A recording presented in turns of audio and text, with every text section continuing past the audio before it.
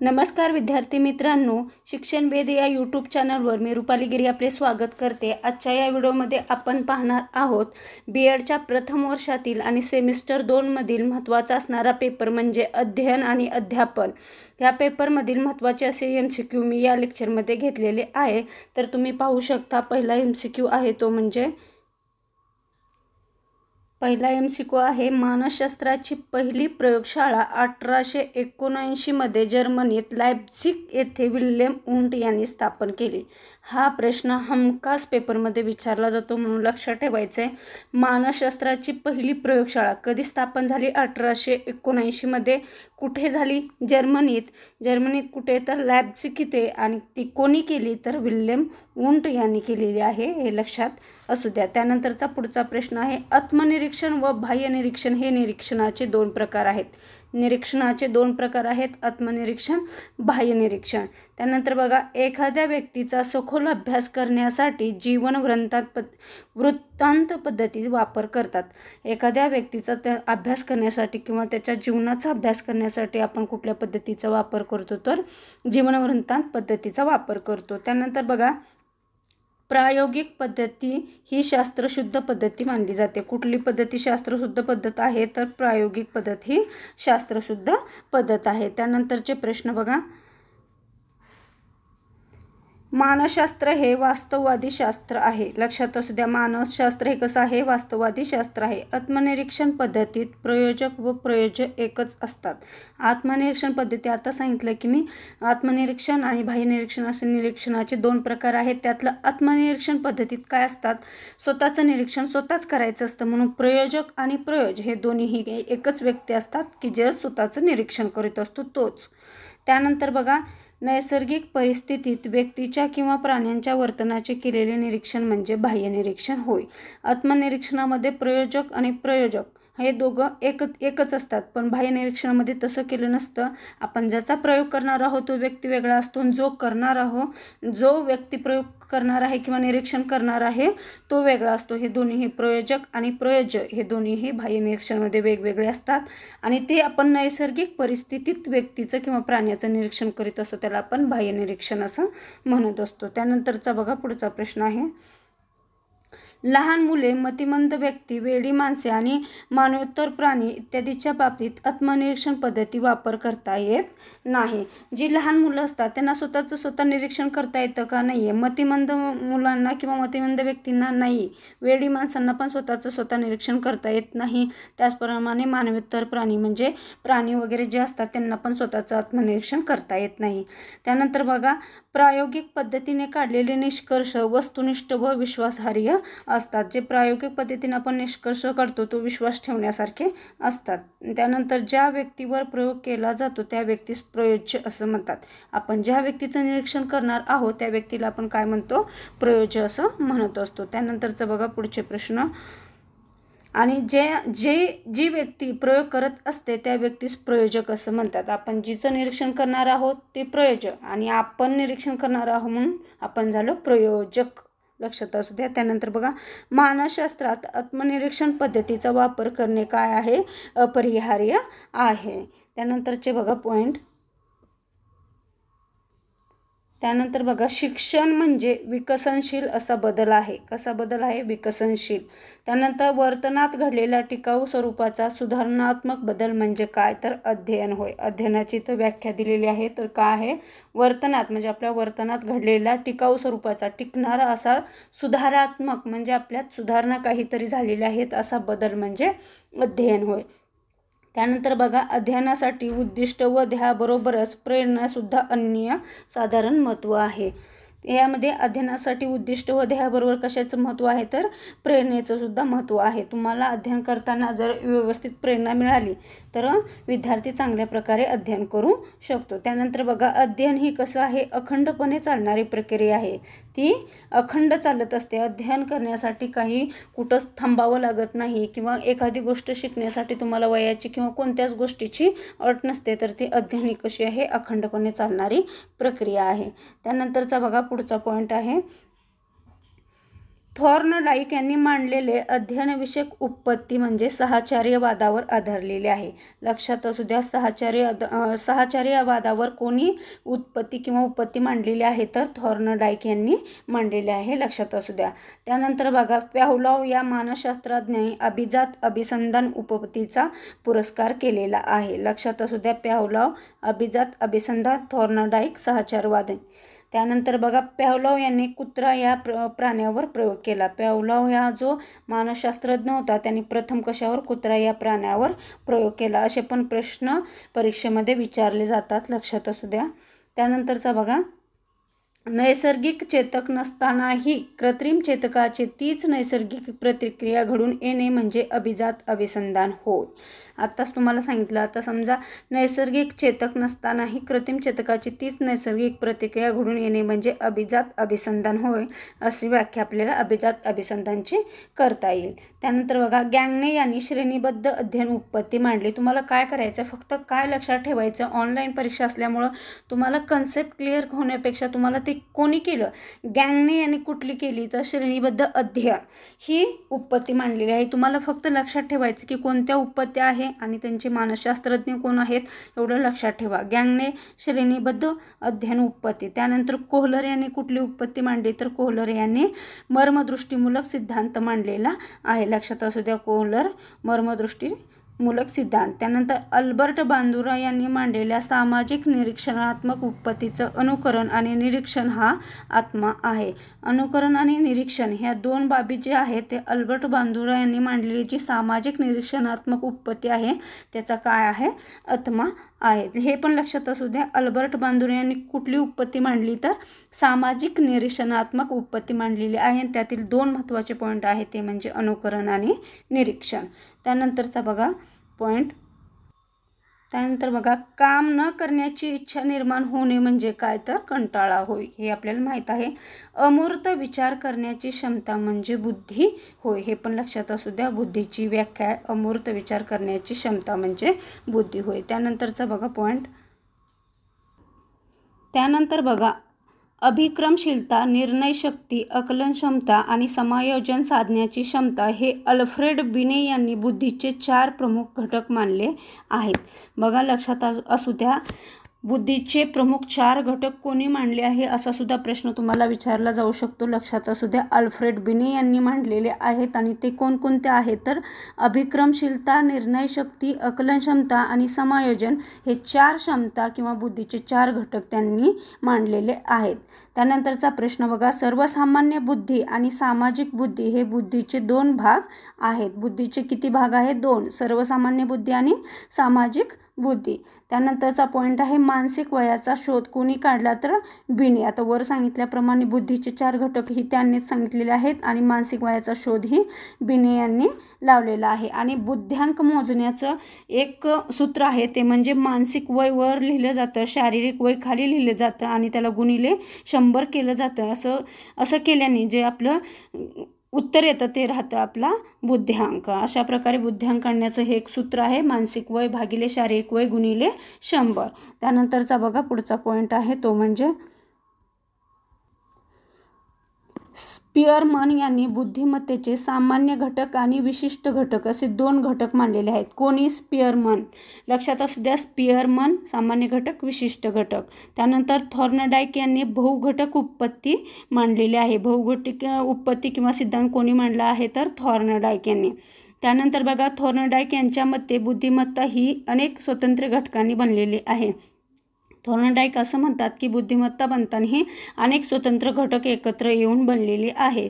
त्यानंतर गिलफर्ड यांनी बुद्धीचे 120 घटक दाखवून दिलेले आहेत. हा पण क्वेश्चन पेपरमध्ये हमखास विचारला जातो. गिलफर्ड यांनी बुद्धीचे किती घटक मांडलेले आहेत तर 120 घटक मांडलेले आहेत. त्यानंतर बघा, गिलफर्ड यांनी क्रिया, आशय आणि निर्मिती याप्रमाणे घटकाचे वर्गीकरण केले आहे. त्यांनी जे 120 घटक मांडताना त्यांनी क्रिया, आशय आणि निर्मिती अशा प्रकारे घटकाचं वर्गीकरण केलेलं आहे. लक्षात असू द्या, हे पण प्रश्न विचारला जातो. त्यानंतर बुद्धिमापन कसोट्याचे व्यक्तिगत कसोट्या आणि सामूहिक कसोट्या हे मुख्य 2 प्रकार आहेत. बुद्धिमापन कसोटीची व्यक्तिगत कसोटी आणि सामूहिक कसोटी लक्षात असू द्या. त्यानंतरचा बघा पुढचा पॉईंट आहे व्यक्तिगत कसोट्याचे शाब्दिक, अशाब्दिक आणि कृती कसोटी असे 3 प्रकार पडतात. जसं बुद्धिमापन कसोट्याचे 2 पडतात, तसं व्यक्तिगत कसोट्याचे 3 प्रकार पडतात. शाब्दिक, अशाब्दिक आणि कृती कसोटी. हे पण लक्षात असू द्या. त्यानंतरचा प्रश्न, 140 पेक्षा कमी बुद्ध्यांक असणाऱ्या व्यक्तीस आपण अलौकिक बुद्धीची व्यक्ती असं म्हणतो. हे पण लक्षात असू द्या. असा पण प्रश्न पेपरमध्ये विचारला जातो. त्यानंतरचा पॉईंट आहे बघा. त्यानंतर बघा, 20 पेक्षा कमी बुद्ध्यांक असणाऱ्या व्यक्तीस निर्बुद्ध व्यक्ती असं म्हणतात. जर बुद्ध्यांक तुमचा 20 पेक्षा कमी असेल तर ते निर्बुद्ध व्यक्ती म्हणून ओळखलं जातं. त्यानंतर बघा, व्यक्तिमत्व विकसित करण्यात जैविक घटक व बाह्य घटक महत्त्वाचे ठरतात. जर व्यक्तीचं व्यक्तिमत्व विकसित करायचं असेल तर जैविक घटक त्याचबरोबर बाह्य घटकसुद्धा महत्त्वाचे असतात. त्यानंतरचा प्रश्न बघा, विद्यार्थ्याचे मानसिक स्वास्थ्य राखण्यासाठी शाळांनी लोकशाही प्रधान वातावरण ठेवावे. जर विद्यार्थ्याची मानसिक स्थिती चांगली राखायची असेल तर शाळांनी काय केलं पाहिजे? शाळेत लोकशाही प्रधान अशी वातावरण निर्मिती केली पाहिजे. त्यानंतर बघा, अनैच्छिक अवधान, ऐच्छिक अवधान, अभ्यास अवधान हे अवधानाचे 3 प्रकार आहेत. लक्षात असू द्या. अवधानाचे 3 प्रकार, अनैच्छिक अवधान, ऐच्छिक अवधान आणि अभ्यास अवधान असे 3 आहेत. हा आपण प्रश्न पेपरमध्ये विचारला जाऊ शकतो. त्यानंतरचा बघा पुढचा प्रश्न आहे, इच्छा असो किंवा नसो एखाद्या गोष्टीकडे आपले लक्ष जाते त्याला आपण अनैच्छिक अवधान असं म्हणतात. जसं अवधानाचे प्रकार वर बघितले तर त्याची पूर्ण कल्पना किंवा व्याख्या आपण पाहणार आहोत. आपली इच्छा असो किंवा नसो आणि एखाद्या गोष्टीकडे आपलं लक्ष गेलं तर त्याला अनैच्छिक अवधान असं म्हणतात. त्यात ऐच्छिक अवधानास सहेतुक अवधान असेही म्हणतात. आपण काही हेतुपूर्वक निरीक्षण किंवा गोष्टीकडे पाहत असतो तेव्हा ऐच्छिक अवधान घडत असतं. त्या ऐच्छिक अवधानास सहेतुक अवधान असं सुद्धा म्हणतात. त्यानंतर बघा, संवेदनेला अर्थ लावला की तिचे रूपांतर कशात होते? तर अवबोधात होते. हे लक्षात असू द्या. संवेदनाला योग्य अर्थ लागला की अवबोध तयार होतो. म्हणजे संवेदना plus earth is equal to अवबोध. त्यानंतर बघा, शिक्षकाच्या व्यक्तिमत्वाच्या विद्यार्थ्याच्या अध्ययनावर परिणाम होतो. शिक्षकाचं व्यक्तिमत्व आहे त्याच्या विद्यार्थ्याचा त्याचा परिणाम कशावर होतो? तर विद्यार्थ्याच्या अध्ययनावर किंवा शिकण्यावर होत असतो. त्यानंतर बालकाच्या अध्ययनाची सुरुवात कशात होते? सुरुवातीला बालक कुठून शिकायला सुरुवात करतं? तर कुटुंबापासून शिकायला सुरुवात करतं. त्यानंतर बघा, कुटुंब ही कशी आहे? औपचारिक शिक्षण देणारी संस्था आहे. हा क्वेश्चन खूप वेळेस पाहिलेला आहे आणि पेपरमध्ये पण आलेला आहे. लक्षात असू द्या. त्यानंतरचा बघा पुढचा पॉईंट, प्रा टर्मन यांनी बुद्धिमत्तेचे वर्गीकरण केले आहे. ते पण लक्षात असू द्या. बुद्धिमत्तेचे वर्गीकरण कोणी केले? तर टर्मन यांनी केलेले आहे. 25 पेक्षा कमी बुद्ध्यांक असलेल्या बालकास आपण निर्बुद्ध मूल असं म्हणतो. त्यानंतर वाचन दोष दूर करण्यासाठी फ्लॅश कार्डचा वापर करावा. आपल्याला वाचनातल्या काही अडचणी आहेत त्या दूर करण्यासाठी मुलांचे आपण फ्लॅश कार्ड वापरू शकतो. त्याचप्रमाणे अध्यापनाचे नियोजन समजण्यासाठी चर्चासत्रांचे नियोजन करण्यात यावे. हे पण मुद्दा महत्त्वाचा आहे. त्यानंतरचा बघा पॉईंट, चर्चासत्रामुळे स्वतंत्र अध्ययनास उत्तेजन मिळते. चर्चासत्रात शैक्षणिक मूल्य असतात किंवा अध्ययनाची प्रयत्नप्रमाद उत्पत्ती थॉर्नडाईक यांनी मांडली. लक्षात असू द्या. थॉर्नडाईक, प्रयत्नप्रमाद उत्पत्ती कशाची आहे? ती अध्ययनाची आहे. हे पण लक्षात असू द्या. त्यानंतरचा पुढचा पॉईंट आहे तो म्हणजे जीवन टिकून राहण्यासाठी ज्या गरजांची पूर्तता केली जाते त्या गरजांना आपण काय म्हणतो? शारीरिक गरज असं म्हणतो. हे पण लक्षात ठेवा. तहान भूक या काय आहेत? शारीरिक गरजा आहेत. तहान भूक या काय आहेत? शारीरिक गरजा. फ्राइड या मानसशास्त्रज्ञाने काम ही गरज केंद्रस्थानी मांडली आहे. काम ही गरज कोणी केंद्रस्थानी मांडली? तर फ्राइड या मानसशास्त्रज्ञांनी. त्यानंतर बघा, सामाजिक गरजेचे सहवासविषयक गरजा आणि प्रतिष्ठाविषयक गरजा असे उपप्रकार आहेत. सामाजिक गरजेचे 2 प्रकार आहेत, सहवासविषयक गरजा आणि प्रतिष्ठाविषयक गरजा. हे पण लक्षात असू द्या. त्यानंतरचा बघा पॉईंट, श्रेष्ठत्व, सत्ता, स्थैर्य या प्रतिष्ठाविषयक गरजा आहेत. आपण वर पाहिल्या सहवासविषयक गरजा आणि प्रतिष्ठाविषयक गरजा. तर त्यातली प्रतिष्ठाविषयक गरजामध्ये काय असतं? तर श्रेष्ठत्व, सत्ता, स्थैर्य या गोष्टी त्यामध्ये समाविष्ट असतात. या गरजांची श्रेणीबद्ध रचना अब्राहम मास्लो यांनी केलेली आहे. बघा, प्रतिष्ठाविषयक गरजांची जी श्रेणीबद्ध रचना आहे ते कोणी केली? तर अब्राहम मास्लो यांनी केलेली आहे. हे पण पॉईंट लक्षात असू द्या. त्यानंतर बघा, अब्राहम मास्लो यांनी दाखविलेल्या मनोऱ्याच्या पायथ्याशी, म्हणजे मनोरा कोणी दाखवला?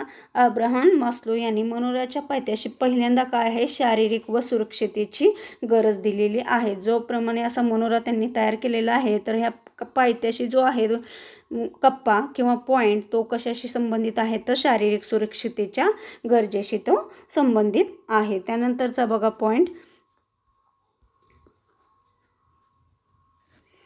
नियंत्रित परिस्थितीत कोणत्याही व्यक्तीचे निरीक्षण करणारी निरीक्षण ही पद्धत आहे. निरीक्षण ही एक सुद्धा पद्धत आहे ज्यामध्ये आपण व्यक्तीचं कुठल्याही परिस्थितीत निरीक्षण करू शकतो. त्यानंतर शैक्षणिक मानसशास्त्रात वर्तन अभ्यासाची आत्मनिरीक्षण पद्धत सर्वात व्यक्तिनिष्ठ आहे. हे लक्षात असू द्या, हा प्रश्न खूप वेळेस आलेला आहे. शैक्षणिक मानसशास्त्रात वर्तन अभ्यासताना आपण प्रथम जास्त कुठल्या किंवा एखाद्या व्यक्तीचं निरीक्षण करताना जास्त कुठली पद्धत वापरतो, तो आत्मनिरीक्षण पद्धत ही सर्वात व्यक्तिनिष्ठ पद्धत म्हणून ओळखली जाते. त्यानंतरचा बघा पॉईंट,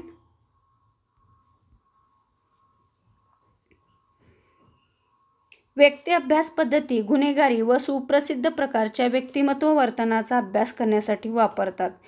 गुन्हेगारी व सुप्रसिद्ध प्रकारची व्यक्ती असतात, त्यांच्या व्यक्तीच्या वर्तनाचा अभ्यास किंवा ते तसे का घडले हे शोधण्यासाठी आपण व्यक्ती अभ्यास पद्धती वापरत असतो. त्यानंतर बघा, विकासाचा अवकाश प्रदेश ही संकल्पना व्हायगोट्स्कीच्या उपतीत मांडली आहे. विकासाचा अवकाश प्रदेश हे लक्षात असू द्या. विकासाचा अवकाश प्रदेश कोणी मांडला, तर व्हायगोट्स्कीच्या उपतीमध्ये तो मांडलेला आहे. त्यानंतर बघा, समूहाच्या अध्यापनासाठी वर्ग, शाळा, समूह संकल्पना काय झाली, रूढ झालेली आहे. त्यानंतरचा मुद्दा बघा,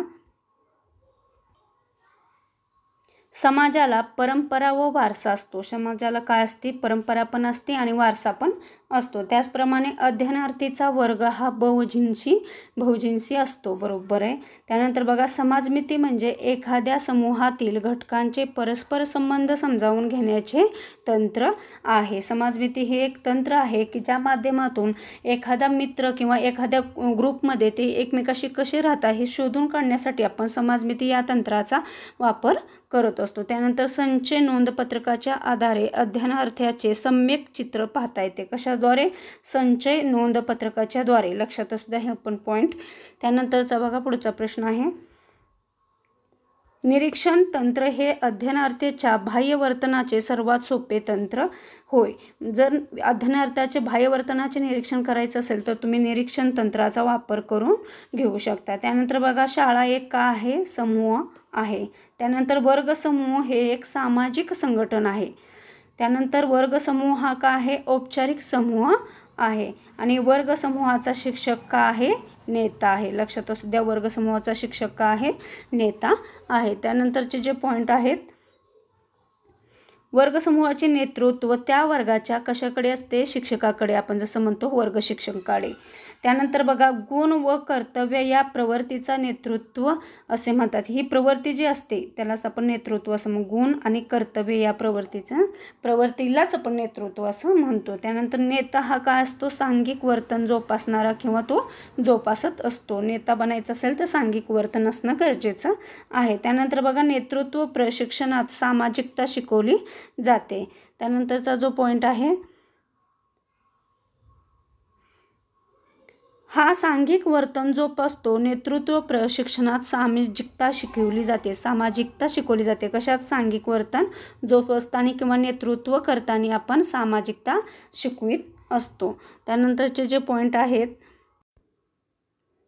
सामान्य मुलांपेक्षा वेगळ्या असलेल्या मुलांना विशेष गरजा असलेली मुले म्हणतात. राष्ट्रीय शैक्षणिक धोरण 1986 मध्ये अपंगाच्या शिक्षणाचा विचार स्वतंत्रपणे केला आहे. हे दोन्हीही वेगवेगळे आहेत.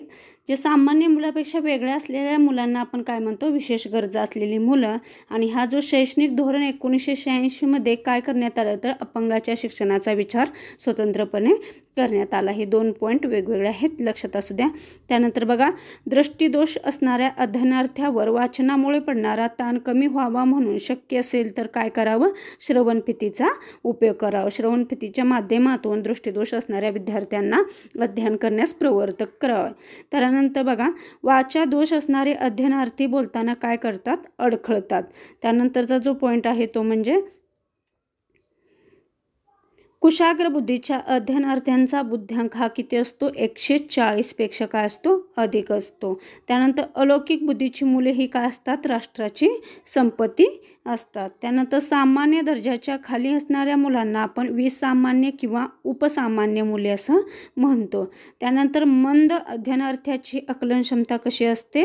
कमी असते. मंद अध्ययनार्थी किंवा मंद विद्यार्थी असतात त्यांची आकलन करण्याची क्षमता ही कमी असते, हे लक्षात असू द्या. त्यानंतरचा बघा पॉईंट, मंद अध्ययनार्थींना कृती व प्रयोगाद्वारे शिक्षण दिले तर ते अधिक फलदायी होईल. जे मंद अध्ययनार्थी असतात त्यांना आपण शिकवलं तर लक्षात येणार नाही, पण त्यांना त्यांच्यात सहभागी करून घेतलं किंवा त्या अध्यापनात किंवा अध्ययनात त्यांचा सहभाग घेतला, त्यांना कृतीयुक्त सहभाग घेतला आणि प्रयोगाद्वारे त्यांना शिक्षण दिलं तर ते थोडंसं चांगलं ठरेल किंवा त्यांच्या लक्षात राहण्यासारखे किंवा त्यांच्या आकलनात येईल. त्यानंतर बघा, बाल गुन्हेगारी करणारी मुले हे सामान्यपणे 16 वर्षाच्या आतील असतात. बघा, बाल गुन्हेगारी करणाऱ्या मुलांचं वय 16 वर्षाच्या आतच असतं. त्यानंतरचा जो मुद्दा आहे तो म्हणजे 1986च्या राष्ट्रीय शैक्षणिक धोरणामध्ये अपंगाचे शिक्षण या सदराखाली स्वतंत्रपणे विषय गरजा असलेल्या मुलांचा विचार व्हावा असे सुचवले. हे 1986चं धोरण खूप महत्त्वाचं ठरलं. कोणासाठी? अपंगांच्या शिक्षणासाठी. त्यानंतर वर्तनवादी उत्पत्ती कोणी? चेतक प्रतिसाद या संबंधावर आधारित आहे. कोणत्या घटकावर आधारित आहे? चेतक आणि प्रतिसाद या दोन घटकावर वर्तनवादी उत्पत्ती आधारलेली आहे. त्यानंतरचा जो पॉईंट आहे तो म्हणजे वर्तनवादी उत्पत्तीचा दृष्टिकोन हा अध्ययन आणि व्यक्तिमत्वाच्या वस्तुनिष्ठेवर भर देणारा आहे. त्यानंतर स्किनर यांनी प्रतिसादाला खूप महत्त्व दिले आहे. स्किनर याच्या प्रयोगात किंवा उत्पत्तीमध्ये प्रतिसादाला महत्त्व आहे. त्यानंतर उद्दीपित करणाऱ्या ऊर्जा केंद्रांना आपण काय म्हणतो? चेतक असं म्हणतो. आपल्याला उद्दीपित करणाऱ्या ह्या ऊर्जा केंद्रांना आपण चेतक असं म्हणत असतो. त्यानंतर फ्रॉइड वर्तनवादी उत्पत्तीस आपण प्रबलन उत्पत्ती असंही म्हणतो. लक्षात असू द्या, फ्रॉइडच्या वर्तनवादी उत्पत्तीस प्रबलन ही उत्पत्ती आपण म्हणतो. त्यानंतर वर्तनवादी उत्पत्तीचे जनक कोण आहेत? हे वर्ण लक्षात ठेवा. Watson, JB. वॉटसन हे वर्तनवादी उत्पत्तीचे जनक आहे. वर्ण तुम्ही लक्षात ठेवा म्हणजे तुमच्या लक्षात राहील. त्यानंतरचा जो पुढचा मुद्दा आहे तो म्हणजे उद्दिष्टपूर्तीसाठी केलेले चेतक प्रतिसाद व वर्तन सर्व घटकांना अनुसरूनच असते. उद्दिष्टपूर्तीसाठी आपण जे चेतक निर्माण करतो ते कसे असतात? प्रतिसाद आणि वर्तन या घटकांना ते अनुसरूनच असतात. त्यानंतर पियाजेच्या मते बोधन ही एक आहे जैविक यंत्रणा आहे. बोधन लक्षात असू द्या कशी आहे? जैविक यंत्रणा आहे आणि असं मत कोणी मांडलेलं आहे? पियाजे यांनी. त्यानंतर पियाजेच्या मते वर्तनातील गुणात्मक निरीक्षण महत्त्वाचे आहे. कशातले? गुणात्मक निरीक्षण. वर्तनातले गुणात्मक निरीक्षण महत्त्वाचं सांगितलं आहे पियाजे यांनी. वर्तन ही गुंतागुंतीची प्रक्रिया आहे. वर्तन ही गुंतागुंतीची, तुम्हाला लक्षात राहावं म्हणून मी डबल तेच सांगत आहे, कारण पॉईंट आहे ते पॉईंट लक्षात राहिले तर तुम्हाला ते पटकन लक्षात येतील. त्यानंतरचा जो मुद्दा आहे, वॉटसनच्या मते प्रतिक्षिप्त क्रिया या 2 प्रकारच्या असतात. वॉटसनच्या मते काय असतात? प्रतिक्षिप्त क्रिया असतात त्या किती प्रकारच्या असतात? 2 प्रकारच्या असतात. त्यानंतर बघा, स्किनर याने ज्ञानेंद्रियाच्या साहाय्याने वर्तनाचे निरीक्षण शक्य आहे असे प्रतिपादन केले. ज्ञानेंद्रियाच्या साहाय्याने काय? वर्तन निरीक्षण शक्य आहे असं कोणी सांगितलं? तर स्किनर यांनी. त्यानंतर साधक अभिसंधान उत्पत्तीचे जनक कोण आहेत? तर स्किनर. लक्षात असू दे, स वर्ण लक्षात ठेवा. स्किनरचं स आणि साधकचं स. साधक अभिसंधान उत्पत्तीचा जनक आहे स्किनर. त्यानंतर बघा, अध्यापनासाठी विविध कौशल्ये काय असतात? महत्त्वाची असतात. जसे की भाषण, श्रवण, वाचन, लेखन ही कौशल्ये जसे महत्त्वाचे आहेत तसे बाकीचेही कौशल्य शिक्षकांसाठी महत्त्वाचे असतात. त्यानंतरचा पॉईंट आहे तो म्हणजे अध्यापन हे काय आहे? समाजकार्य आहे. लक्षात असू द्या. अशा प्रकारे आपण हे पॉईंट बघितले. राहिलेले पॉईंट आपण पाहूया. बघा, अध्यापन ही एक अध्यापक आणि अध्ययनार्थी यांच्यातील काय आहे? आंतरक्रियाची मालिका आहे. अध्यापन करताना अध्यापक म्हणजे शिकवणारा शिक्षक आणि अध्ययनार्थी म्हणजे विद्यार्थी यांच्यातील काय आहे? आंतरक्रियाची मालिका आहे. त्यानंतर बघा, फ्लॅडर्म यांनी पृथक्करणासाठी विविध तंत्रे निर्माण केली आहेत. पृथक्करणासाठी विविध तंत्रे कोणी निर्माण केली? तर फ्लॅडर्म यांनी निर्माण केलेली आहे. त्यानंतरचा मुद्दा आहे, भारतात आचार्य विनोबा भावे यांनी शिक्षणासाठी आचारसंहिता तयार केली. आचार्य विनोबा भावे यांनी काय केलं, शिक्षणासाठी आचारसंहिता तयार केली. लक्षात असू द्या, आचारसंहिता कोणी तयार केली, विनोबा भावे यांनी. त्यानंतर बघा, आचारसंहिता म्हणजे काय आहे तर वागण्याचे नियम आहे. आचारसंहितेमध्ये काय आहेत, वागण्याचे नियम दिलेले आहेत. त्यानंतर समुदाय म्हणजे काय आहे, तात्पुरत्या स्वरूपाची लोकांची गर्दी. जसं की आपण डीमार्टला वगैरे जातो किंवा एखाद्या शॉपमध्ये जातो, तो जो समुदाय आहे त्याला आपण गर्दी असं म्हणत असतो. ते तात्पुरत्या स्वरूपाचे असतात, ते कायम तिथं राहायला गेलेले असतात का, नाही, म्हणून त्याला आपण काय म्हणतो, गर्दी असं म्हणत असतो. त्यानंतरचा पुढचा पॉईंट आहे तो म्हणजे सहती म्हणजे विशिष्ट उद्देशाने एकत्र येणे होय. काही उद्दिष्ट ठेवून आपण किंवा काही उद्देश ठेवून आपण एकत्र येतो, त्याला आपण सहती असे म्हणतो. त्यानंतर बघा, समूहात घडणाऱ्या बदलांना गतिशीलता असे म्हणतात. समूहात जे बदल घडतात त्याला आपण काय म्हणतो, गतिशीलता असं म्हणतो. त्यानंतरचा जो पॉईंट आहे तो अशा प्रकारे आपले सर्व क्वेश्चन पूर्ण झालेले आहेत. खूप महत्त्वाचे असे पॉईंट मी काढलेले आहेत आणि हे पेपरमध्ये हमखास तुम्हाला उपयोगी ठरतील. तुम्हाला जर माझं हे लेक्चर आवडत असेल किंवा माझं चॅनल आवडत असेल तर चॅनलला प्लीज सबस्क्राईब करा, शेअर करा आणि लाईक करा. आणि आपला हा पूर्ण झालेला आहे सब्जेक्ट. पूर्ण युनिटवर म्हणजे पूर्ण घटकावर आधारित मी असे पॉईंट काढलेले होते. आता ते पूर्ण झालेले आहेत. जर लेक्चर आवडले असेल तर कमेंटमध्ये नक्की कळवा. धन्यवाद.